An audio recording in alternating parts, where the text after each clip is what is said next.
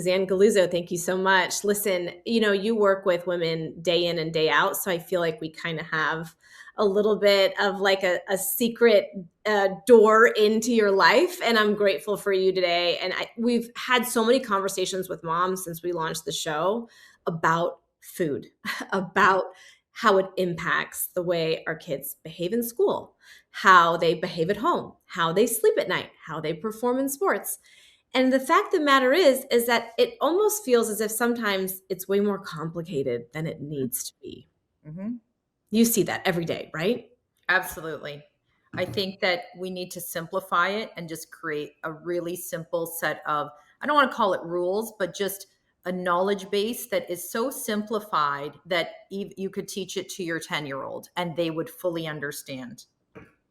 So what have you witnessed, especially in all of your time? You've coached anything from everyday people to celebrities, and you have a holistic approach, and you try to make it not as intimidating. Yes. But you and I had a conversation before we started to press record about what women were taught in the different generations. And it's almost like you have an older generation who was taught incorrectly. You have a younger generation who was taught incorrectly. They were taught differently, but they still end up at the same place. The same issues and the same problems. I've got a 33-year-old new mom, just had a baby. She went into the pregnancy overweight. She's hypoglycemic. She's pre-diabetic. She's struggling now, not only with her weight, her self-esteem, being a new mother, all these challenges.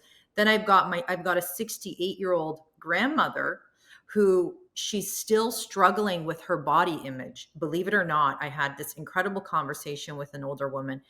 And she said the same. She said, until I did your program, it was always about the skinny. I was raised by the Oprah generation. It was like, we're going to do anything we can. Oprah stood there and said, if there is a pill, I'm going to take it. It was just the communication to my older generation is so similar to the younger. And it's still, the message is still eat less and get skinny. And they're dealing with the same issues of not understanding food and food science and food pairings, even at the most simplest level. Doesn't have to be complicated. I'm flummoxed. I'm flummoxed because, skinny is back. Skinny is back. Very, very skinny is back. It's back. And then you're battled, and it's everything. It's even in political headlines. I saw a political headline that had like Ivanka Trump's like amazing shapely biceps, where I'm like, okay, now we're making a woman's body political. How did we get here? How is this physically possible where biceps are a political movement? Yeah.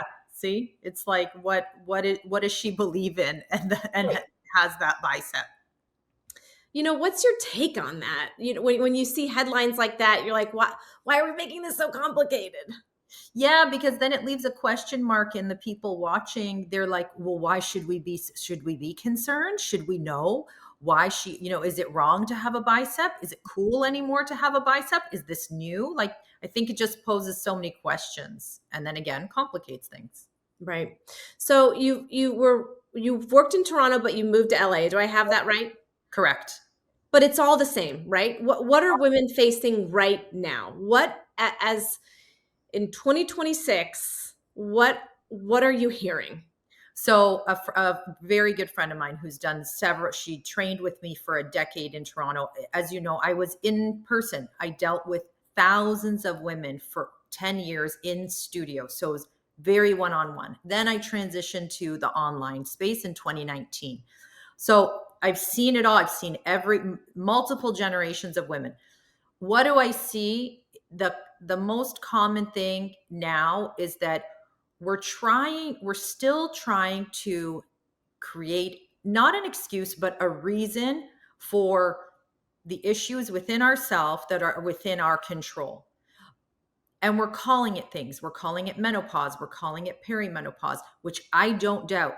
The menopause and perimenopause is a thing, but it's just it's a stage in life that will become worse if you didn't take care of your metabolic health to begin with. So the common denominator I see with all women struggling with autoimmune, diabetes, anything that can be controlled by our metabolic health is now it's making those things worse, like perimenopause and menopause. So what is the real issue here? The real issue is that we're undereducated in how to properly take care of ourselves as female women, as biologically, we are, everyone's the same on the inside if you're a female. And so, it's just taking good care of yourself. But then I think that people still don't know how. They really don't. I talk to CEOs, the most educated powerhouses that I've ever met. I look up to these women, and they still, that question mark of what do I eat, Sue, every day is everywhere. And I'm astonished that this information is still not widely available. What? Why is that? Is it there's too much noise? Is that we fall victims to just a saturated market? Just That way wants too to much sell, information. What'd and you they say? want to sell. They Yeah. want to sell. It's a market that wants to sell. So I could share a story where I was contracted to speak at a show, and I'm not going to say what show, but then it was taken away from me. They said the board doesn't want you there any longer. And I fought it, and I was like, because I knew why. And I challenged it, and I kept challenging the owners of the show. I kept saying, why don't you want me there? There has to be a reason. I filled out my application right away. I was accepted right away. Why now you don't want me there? And when it came down to it, quote unquote, the owner of the show said to me, they don't like broccoli. And he said, the board does it. He said, what is it that you're selling? I said, I don't sell products. I sell a lifestyle. I sell education. That's what I do. I educate women. I empower them so that they can make the changes. And he said, they don't like that. They don't like that you sell broccoli. And that was why I was kicked out of the show. So it has become a world of, if you've got something to sell and there's money to make, that will overpower the people like me. Okay. So let's take a step back. I mean, I'm sort of digesting that, like what and I'm thinking of that 33-year-old who's been, on the verge of being full-blown diabetic for years, and she's pregnant, the 67-year-old who is still struggling with her body image. Let's just take a step back, and you work with someone who is the CEO, and she is successful. How do you just wipe the slate clean? And what do you do? How do you work with her? What is your education plan? Okay, so it is about reversing what she's thought to be true. And for a lot of these women, okay, I'll take a high-level CEO, brilliant woman. For her, she did triathlons, was like overworking herself. So I had to tell her, and she's used to that, right? Because she's a CEO, she's a boss. So she's used to full speed, 100%. But her social life was also full speed, meetings, flying to Paris, having these crazy parties, and then coming back. And her recovery was, well, I'm just going to throw myself in the gym, be super hardcore. So, and I see a lot of women like that, a lot of high caliber women, right? They just want to go, go, go. So I have to literally get them to take a step back and do less.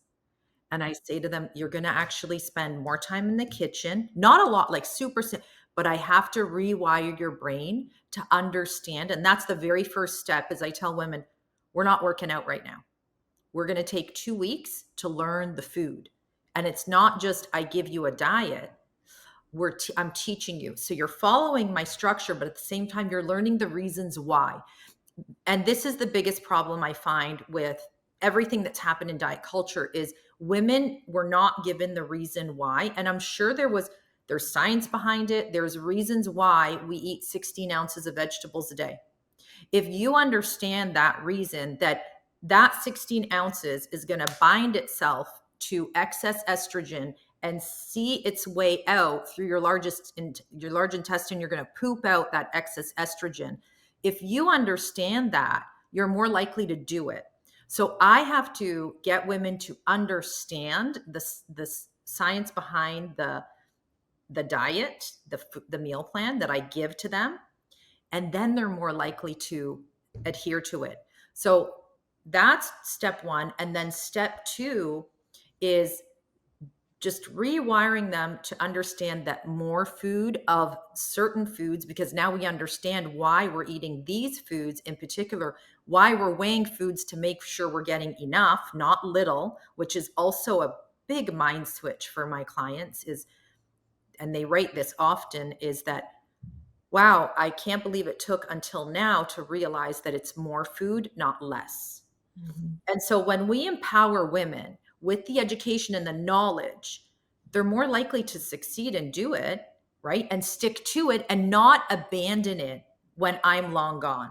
And that's a big deal to me, is that my clients after 10, I posted a girl that was with me 15 years ago today. You know, my clients after 10 years will still show me their grocery carts and they'll be like, I'm still doing this. So it's reversing their mindset, telling them to slow down, and then understanding. And then the magic happens. They realize that it's not an all or nothing either. It's not an all or nothing. If we But, can just do majority. you know, and I'm listening to you and I'm thinking of like my kids playing sports and then they Yeah, get done. When we were kids, we would have orange slices and now they have like a Doritos and a juice box. I Okay, know. And you're like, what parent is bringing the snacks next? and that's, but so I'm listening, I'm hearing you say there is a hormonal consequence, like it is Hmm. food is medicine when it enters your body. Hmm. But I'm looking at what we give our children, and I live in a affluent area, Yeah, and we have access to all there's a grocery store on every corner, and it yeah. starts with Trader Joe's and ends with Fresh Market and then goes into Sprouts. Like, we're not talking, it's not a gas station. So those are, but so where I'm almost flummoxed. I almost am listening to you talk, and I almost don't know what the solution is. Do you feel invigorated? And also, I would argue that there's more attention to food than ever before. And it does have to do, you probably don't want to get into politics, and I'm not going to ask you who you voted for, but a lot of it The end is can't vote. So right, right. There you go. Perfect. So I can ask you very uncomfortable political questions. yeah. With this wave of the MAHA movement, do you appreciate that, regardless of how you feel about who's in the office? No, of course not. Right? Like it's all this. And okay, so back to your point about, what are we bringing to the games? We think we're doing our kids a favor by bringing them these snacks, getting them addicted to these snacks. California, in the state of California, breakfast is free and like in public schools because no kids should starve, right? Which is incredible. But do you know who's the brands behind these foods? They're the Kellogg. brands, exactly, with the addictive chemicals because they know what they're doing. That's why they give free formula in the hospitals, right? Is and the at your doctor's office. I remember being forced the little shake over and over again. They know that if we can get those babies addicted to that taste, that flavor, it's going to remind them of their youth when they have it as adults, and we have customers for life. So these companies know exactly what they're doing. This doesn't exist in Europe. Now they're introducing, all the fast food chains are slowly coming into different, and they're seeing the effects of it. Japan, Italy, they're seeing more obese children because there's more packaged stuff coming there. But yes, I agree. It's why are we making food political? Because it's profitable. Okay, so to what end? What's the solution? In our lifetime, do you see it? No, because there's not enough of me to go against them. There's not enough of There's so many women and men like me that are, we're fighting so hard to educate people and get them back on Whole Foods. Whole Foods doesn't make money like packaged foods. The look at how quiet the fruits and vegetables section are. There's no marketing, there's no advertising, there's no Disney princess on an apple. Sometimes they'll throw in a Mickey Mouse here and there, but for the most part, when you're in the grocery, and we both have had young children, and you're pushing that cart and they're like, can I have that? Can I have that? There's a monster on that. Can I have that? Can I have that? My kids too, you get to the checkout and there's Kinder eggs with Disney Star, Frozen back in the day when it was all about Frozen and my daughter. And I remember just going like, great, Elsa's on everything right now, So yeah, it starts with us. That's why I'm very passionate about educating the mom, because I know for the most part, the mom is the backbone and the center of the home. She's the one making the decisions. She's going out there. And so if I can empower her and if I can change her mindset, I do a lot of work with kids for the moms in the group. We do, I'd say 50% of my content within the group is about their kids. Yeah. Well, I mean, talk about your Achilles heel, right?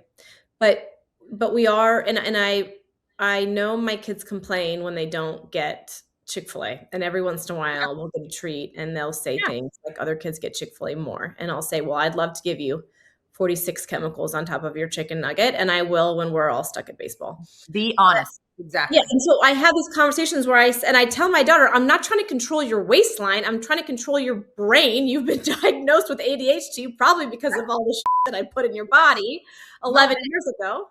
Yeah. No, and I mean, however, but you're controlling the inflammation coming to her body because you know that affects her ADHD, right? So, or ADD. So it's like, I think that the answer is, as mothers, if we're educated, we can just pass that education and they will appreciate it when they're 20 years old and their mother kept those things away from them and they developed real taste buds for food. I'm dealing with a generation that ate mostly chemicals from Starbucks, and now their taste buds are so altered that they don't even like the taste of real food. I have adults like that. It's funny you should say that.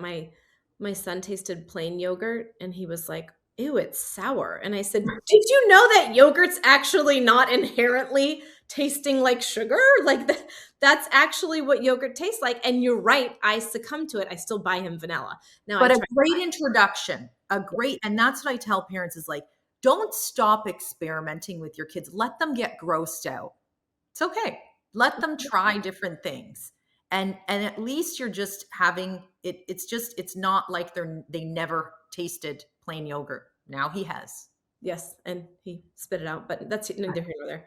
Okay, so you said that you're dealing with this generation, because you deal with all generations of women, and you have the Oprah generation, and it sounds like we have young women who probably were raised on $9 lattes and cake pops. Throughout their 20s, they were doing the lattes and the Starbucks runs, killing it. And then now they're in their late 20s, early 30s, having babies and problems. Oh yeah. Okay, what are they facing? So they unfortunately they don't know how to cook because they underate a lot in their 20s. They were also like the generation that is 35 and under, 28 to 35.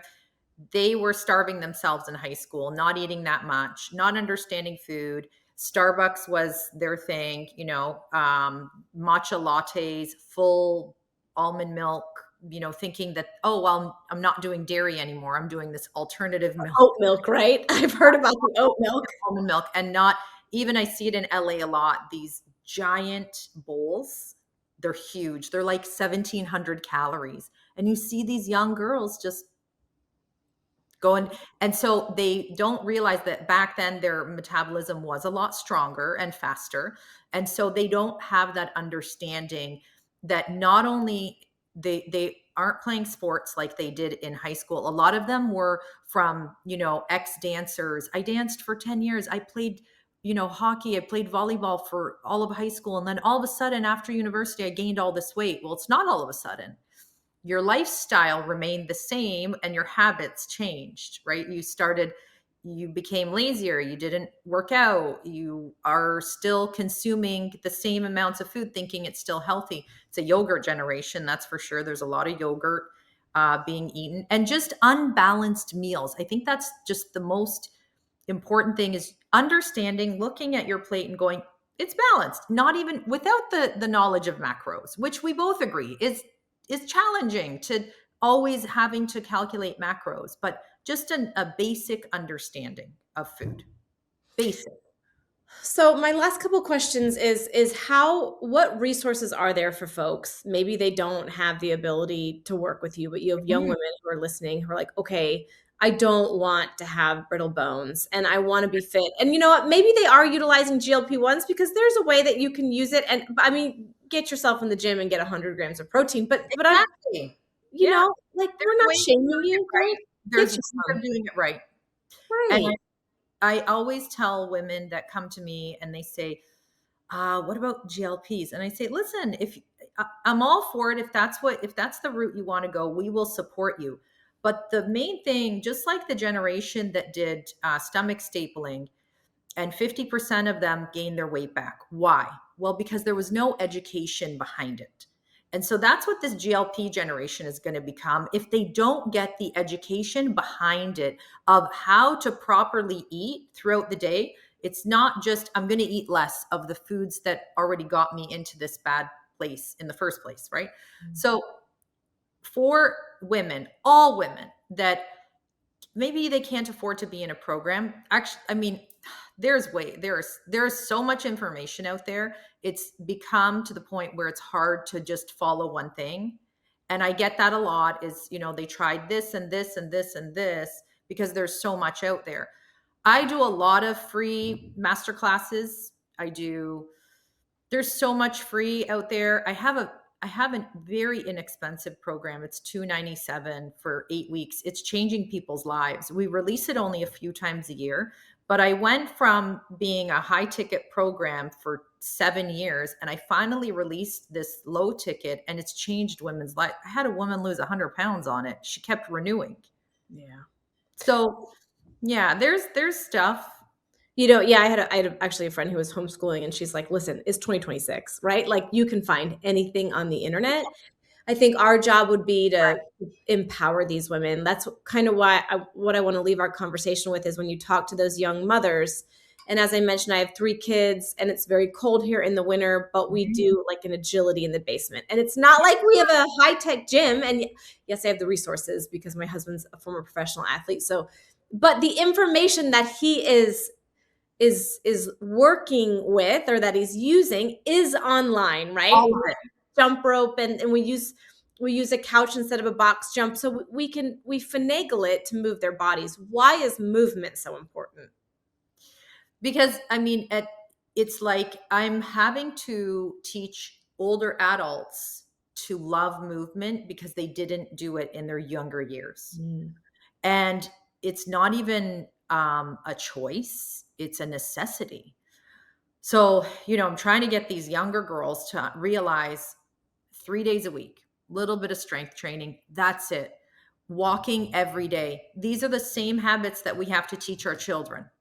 The kids have to know that even when soccer ends and all these sports that you're doing now and the activity, you still have to continue. It's a lifelong journey for movement because, I mean, at the end of the day, as we're aging, you're losing muscle. You're losing your insulin, it becomes more sensitive with less muscle. So we have to teach our kids from a young age that, guys, we're not just doing this for fun. We're doing this because I want you to have a long health span and lifespan. And my kids are close to teens now. So and I'm like, wow, all that work in their younger years, trying and trying and trying, and they didn't want to do it. But now it's really hitting them. They want to look good. That's the other thing is our kids, they want to look good, they want to do well in the sports. They want to eat well so that they're the fastest kid on their soccer team because they're not the most talented. And so utilizing different strategies with your kids, learning, taking the time to learn them. YouTube is unbelievable. I learned how to work out on YouTube. So there's so much. You could just search anything, we know, but a lot of people don't realize like you could just search kids workout. My daughter, I have a quick story. So in last summer, she's like, I want a routine. And she's a really competitive dancer, high level dancer, but she wanted to work out, and she's only 11. And I said, my trainer brain just goes off, probably like your husband. I'm like, fantastic. I'm going to design a plan and it's going to be awesome. And she was like, no, ew, I don't want your plan. She went on YouTube, found a girl her age, 12 or 13, doing a really, and I was like blown away. She's doing this whole Pilates routine for girls her age. Beautiful. She found her people. And I was like, oh, wow, this exists. Like, she found a girl that she relates to. So sometimes it's just doing that. It's like, it's not the mom and dad workout. Look, there's a soccer guy on the screen and he's the one leading the workout. Yeah, I mean, we talk a lot about a dark side about social media, but there are really some amazing, amazing ways that people can find connections, and we talk about it a lot. And I think what I wanted, my last question would be, parents do not feel disheartened if their kids are not motivated when they're young, if they're not motivated to eat the yogurt, if they're not, one of my kids say, I don't really want to work out. I don't really want to walk on the treadmill while you do the bike. And I say, I don't want you to want it right now. You're going to want it later, but I'm going to set the foundation. So for parents out there, what would be your takeaway message? And then on top of that, I really want to know what motivates you. Okay. So I think for parents, don't stop trying. Even if they say no, even if they, end up doing 2 workouts in a week instead of 3, or they end up doing 1, just don't stop trying. I've got all these papers printed out for my kids because they say they want to do it, but they don't always do it. And I don't want them to feel bad or get discouraged about, or, feel like they owe me something. I want them to want it for themselves. So I think take the pressure off the parents as well. But I will say this, if you're not doing it, if you're not the example, they're not going to do it either. They're not going to want to do it. But if they see mom and dad going to the basement and doing a mini workout themselves, or like a Saturday and a Sunday, just even a walk, it's like the Metcon workouts, my kids they're short. Make it simple, easy. Yeah. So, and before I let you go, I mentioned, you're fighting an uphill battle. You're fighting these just juggernaut of companies, these Kellogg's and the Pfizers and you name it, that have just ingrained themselves in the way that we eat. So what gets you up every day and says, I'm going to keep doing this? I know. I've asked myself that many times this year. Because, it's every day that I'm challenged with people hating on me because I said one thing about GLP, and then there's even slow times in your business, and you question, you're like, is the world really turning against people like me? And, is my battle gonna, I can't fight this. How long am I gonna? And every time I talk to a friend, they're like, oh, you got to see it here, Sue. Everyone's on GLPs. Everyone's on, and so you get challenged. But then, you know what? I was given a gift, and I feel so blessed that I have this knowledge, and the people who rely on me every day to motivate them and in the program, and they're the ones. That's all I need. I say, you know what? I'm changing her and her and her. And so for that reason, I'm going to stick around. Yeah. If just one person listens, right? That's kind of our motto too. If one person appreciates it, it's worth it. Exactly. So we're going to put in the description on where we can find you, but just quickly, if someone's listening, where can they find you online before? So www.suzangalluzzo, SUZANGALLUZZO.com. My Instagram's the same. My YouTube's the same. It's my first name, last name. Suzanne, you're the best. And I'm sorry this conversation. You're fighting an uphill battle, but I just feel like there's so many moms who are on this wave. So thank you for. I agree. There's a lot of us. Appreciate you. Thank you.